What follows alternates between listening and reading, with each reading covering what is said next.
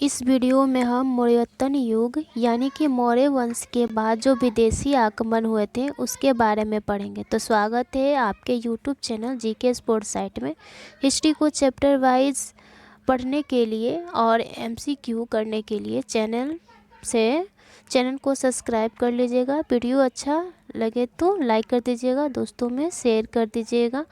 पिछले वीडियो में हमने मगध साम्राज्य का टॉपिक कवर किया था और चैप्टर वाइज एमसीक्यू भी चल रहा है और मैंने सारे ऑब्जेक्टिव प्रीवियस ईयर का करवाया है जो एग्ज़ाम में बार बार रिपीट हुए हैं। तो प्लेलिस्ट भी बना हुआ है, जाके आप सभी देख सकते हैं। तो चलिए वीडियो स्टार्ट करते हैं।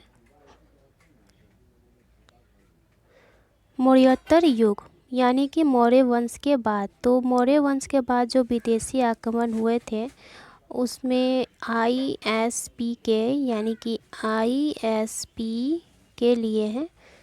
आई से आपका इंडो ग्रीक हो जाएगा यानी कि हिंदी यवन, और एस आपके शक हो जाएंगे, P पल्लव और K कुषाण वंश हो जाएंगे। तो मौर्योत्तर युग के बाद 4 विदेशी आक्रमण हुए थे। तो विदेशी आक्रमण, भारत पे जो पहला विदेशी आक्रमण किया था ईरानियों ने, और उसके बाद यूनानियों ने किया था, जो सिकंदर जो यूनान का चर्च था। और उसके बाद इंडो ग्रीक को हम हिंदी यमन कहते हैं। और ये जो आए थे ये आपके उत्तरी अफगानिस्तान का जो क्षेत्र था, बैक्ट्रियन जिसे कहते हैं या फिर बैक्ट्रिया कहते हैं, तो ये इंडो ग्रीक हिंदी यवन आए थे। और इनका नाम इंडो ग्रीक इसलिए पड़ा था, जब ये भारत आए तो भारत के संस्कृति को इन्होंने अपना लिया था, तो इसलिए इनका नाम ही इंडो ग्रीक पड़ा। उसके बाद शक आए जो कि मध्य एशिया से आए हुए थे, इन्होंने आक्रमण किया। और इनके बारे में कहा जाता है कि ये लोग काफ़ी गरीब थे और ये चारागाह यानी कि भोजन की तलाश में भारत आए हुए थे, ठीक है। और फिर उसके बाद पल्लव ये आपके ईरान से आए थे, और कुषाण जो चीन का जो मंगोल वाला क्षेत्र पड़ता है वहाँ से कुषाण आए हुए थे। तो चलिए पहला जो है इंडो ग्रीक यानी हिंदी यवन, इससे वीडियो को स्टार्ट करेंगे।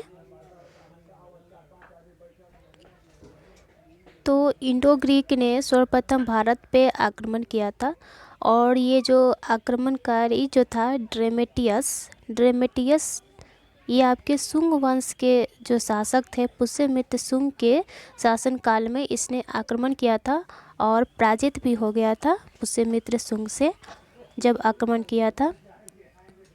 और ये जो था इंडो ग्रीक वंश का सबसे महान शासक आपका मेनेंडर जो था ये था, और इसकी राजधानी थी, बनवाया था इसने शकल को राजधानी बनाया था।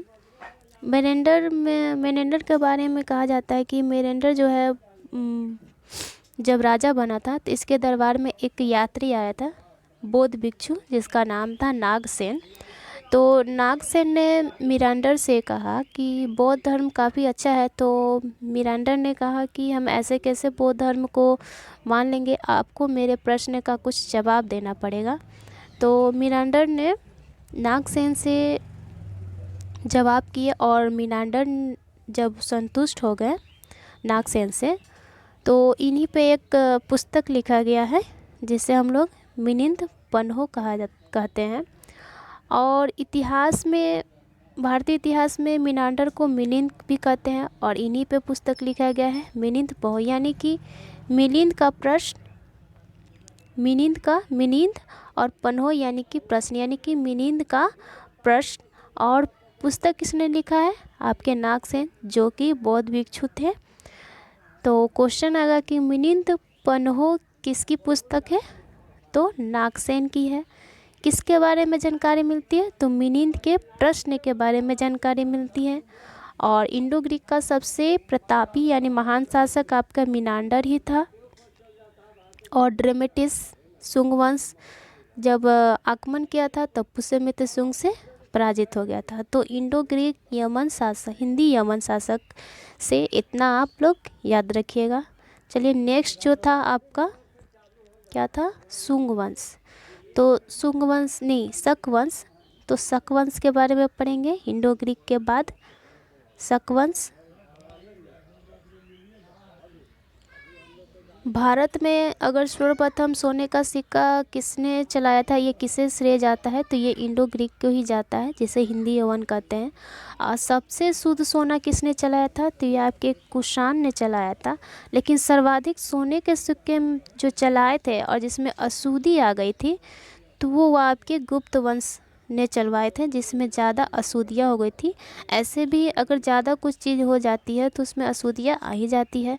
तो सर्वाधिक सोने का सिक्का गुप्त वंश ने चलाया था, जिसमें अशुद्धियाँ आ गई थी। अशुद्ध सोना अगर चलाया था तो वो आपके कुषाण ने चलाया था। और सर्वप्रथम आपके इंडो ग्रीक ने चलाए थे, जिसे हिंद यवन कहते हैं। और हिंद यवन ने प्रदा प्रथा भी चलाया था। ये जो स्त्री प्रदा प्रथा है वो नहीं, यवनिका पर्दा यानी कि नाटक का पर्दा होता था। जो हमारे रंगमंच होते हैं तो उस पे जो नाटक ख़त्म होने के बाद पर्दा जो गिरता है या फिर नाटक शुरू होने से पर्दा जो हटता है, तो वो इन्होंने पर्दा प्रथा चलाया था।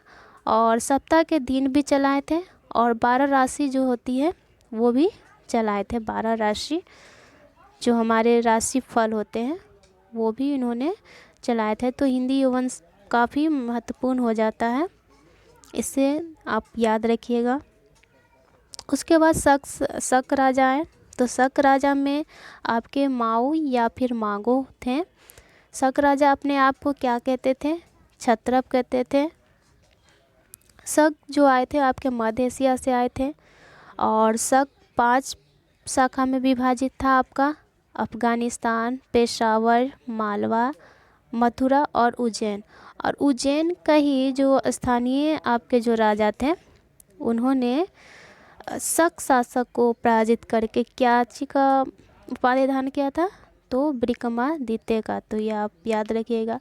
और इतिहास में कुल 14 विक्रमादित्य हुए थे। तो एक बार और देखेंगे तो भारत में सर्वप्रथम सोने का सिक्का इंडो ग्रीक ने चलाया था। सबसे शुद्ध सोना कुषाण ने। और सर्वाधिक सोने का सिक्का गुप्त वंश ने, जो कि उसमें अशुद्धियाँ आ गई थी।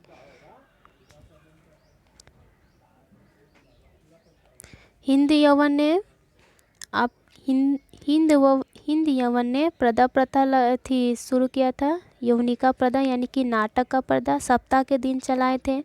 राशि के बारे में जानकारी दी थी। अब शक के जो राजा थे मागो या माओ, और शक राजा अपने आप को क्षत्रप कहते थे। और शक जो आए थे मध्य एशिया से आए हुए थे। इन्होंने 5 शाखा में विभाजित था इन लोगों ने, अफगानिस्तान, पेशावर, मालवा, मथुरा और उज्जैन। और उज्जैन के ही एक स्थानीय जो शासक थे यानी कि राजा थे, उन्होंने शक को पराजित करके विक्रमादित्य की उपाधि धारण की थी। इतिहास में कुल 14 विक्रमादित्य हुए। और सबसे महान विक्रमादित्य जो आपके थे चंद्रगुप्त विक्रमादित्य थे। और अंतिम विक्रमादित्य आपके हेमू थे, ये राजा ही थे। जो पानीपत का जो प्रथम युद्ध हुआ था, ये पानीपत का दूसरे युद्ध जो हुआ था अकबर और हेमू के बीच में, तो ये हेमू जो थे आपके 14वें विक्रमादित्य थे। और किसके नेतृत्व में पानीपत का दूसरा युद्ध हुआ था, तो बैरम खां के नेतृत्व में हुआ था। और पानीपत का जो प्रथम युद्ध हुआ था आपका 1526 ईस्वी में हुआ था, जिसने बाबर और इब्राहिम लोदी जो अंतिम शासक था, इब्राहिम लोदी के बीच हुआ था। बाबर और इब्राहिम लोदी के बीच में 1526 ईस्वी में हुआ था। और इसमें बाबर जीत गया था और इब्राहिम लोदी की हत्या करके, और बाबर ने मुग़ल वंश की स्थापना की थी। ठीक है। और शक में सबसे प्रतापी शासक कौन था, तो शक शासक में सबसे प्रतापी शासक जो था आपका रुद्रदामन था। रुद्रदामन से हमें सुदर्शन झील का निर्माण जो उसने करवाया था उसे याद रखना है। और इसकी जानकारी हमें कहाँ से मिलती है, तो जूनागढ़ अभिलेख से हमें जानकारी मिलती है, जो कि संस्कृत में लिखा हुआ अभिलेख हैं, ये पहला अभिलेख है जो संस्कृत में लिखा गया है, तो काफ़ी इम्पोर्टेंट हो जाता है। और पहला अभिलेख संस्कृत में है, रुद्रदामन ने किया था। और सुदर्शन झील से हमें 4 शासकों की जानकारी मिलती है। पहला तो चंद्रगुप्त मौर्य, जो कि सुदर्शन झील का निर्माण करवाए थे। उसके बाद अशोक ने उसका क्या करवाया था, उसकी मरम्मत करवाई थी। ठीक है, उसके बाद रुद्रदामन जो थे, तो रुद्रदामन भी सुदर्शन झील का निर्माण करवाए थे। और अशोक के जो लेख थे उसी के नीचे उन्होंने अपना लेख को भी लिखा, जिसमें अपने कामों की उन्होंने प्रशंसा की। और उसके बाद आए स्कंदगुप्त, तो स्कंदगुप्त ने फिर उससे सुदर्शन झील का मरम्मत करवाया। तो 4 शासक जो हुए सुदर्शन झील से, इसे याद रखिएगा।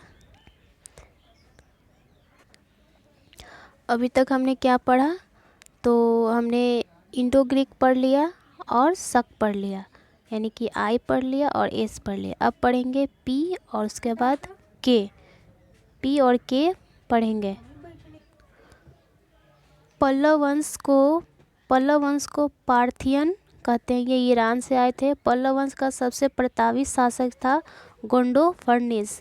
गोंडोफर्निस के शासनकाल के दौरान ईसाई धर्म के प्रचार के लिए आए थे सेंट थॉमस। ये एक यात्री थे, इसको याद रखिएगा कि गोंडोफिस के शासनकाल के दौरान सेंट थॉमस आए थे ईसाई धर्म के प्रचार के लिए।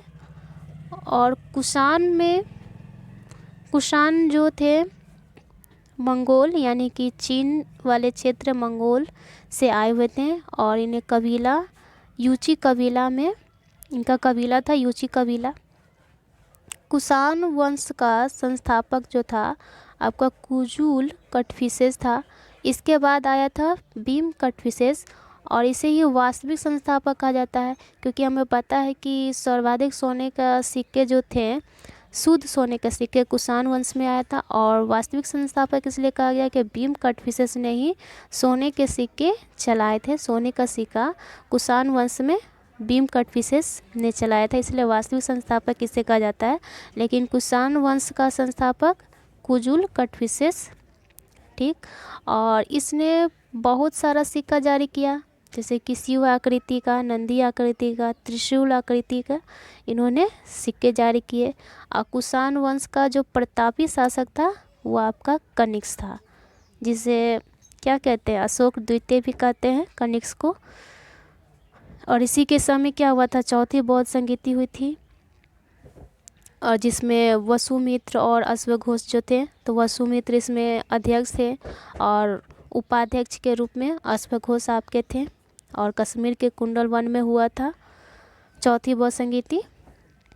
एक बार और देखेंगे, तो जो पल्लव वंश थे इन्हें पार्थी कहा जाता है, जो कि ईरान से आए थे। अब पल्लव वंश में सबसे प्रतापी शासक आपके गोंडोफर्निस था।